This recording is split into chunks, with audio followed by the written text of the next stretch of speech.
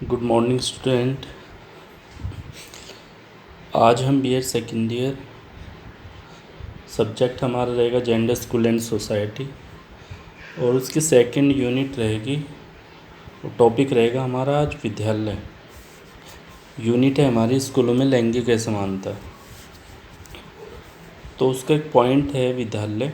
विद्यालय के बारे में आज हम अध्ययन करेंगे, पढ़ेंगे। और मैं आपको बता देता हूँ, हमने सैटरडे से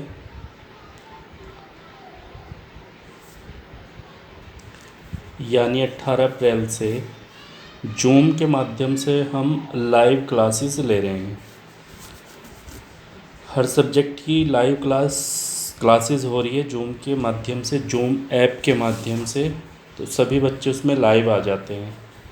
तो मैं इस सब्जेक्ट को लाइव भी पढ़ा रहा हूँ, और मैं यूट्यूब के माध्यम से भी जो बच्चे लाइव नहीं हो पाते तकनीकी की वजह से या फिर स्मार्टफ़ोन की वजह से, जिनके पास स्मार्टफ़ोन नहीं है या फिर स्मार्टफ़ोन है तो डाटा नहीं है, नेटवर्क नहीं है, तो ये क्लासेस उन्हीं बच्चों के लिए हैं जो बच्चे लाइव क्लासेस से छूट जाते हैं।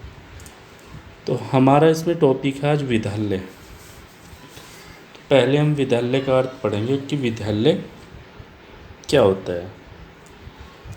तो विद्यालय का देखो शाब्दिक अर्थ है विद्या का आलय, अर्थात विद्या का घर, या ये कह लीजिए कि वे स्थान जहाँ शिक्षा की व्यवस्था होती है या विद्या की व्यवस्था होती है।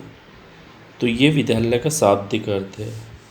अंग्रेजी में इसके लिए स्कूल शब्द का प्रयोग होता है, और स्कूल शब्द की उत्पत्ति ग्रीक शब्द से हुई है। ग्रीक भाषा के शब्द से हुई है, ग्रीक शब्द से हुई है, जिसका अर्थ है अवकाश, जिसका अर्थ होता है अवकाश। अगर हम अवकाश की बात करें कि अवकाश क्या होता है, तो जो ग्रीक देश होते हैं और वहाँ ऐसे स्थान होते हैं जो अवकाश के समय विचार विमर्श या वाद विवाद करते थे, तो उन स्थानों को स्कूल कहा जाता था। परंतु क्या हुआ, आगे चलकर यानी आज के दौर में स्कूल एक सुनियोजित ढंग से शिक्षा प्रदान करने वाले केंद्र बन गए हैं। आज विद्यालय का रूप उन्होंने ले लिया है, और विद्यालय की तरह ही पहले से अच्छे प्रकार कार्य करते हैं। ठीक है।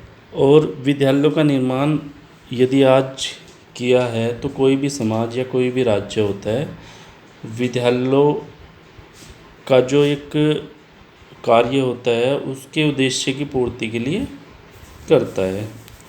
तो ये विद्यालय का अर्थ था। इसके बाद आ जाती हैं विद्यालय की परिभाषाएं।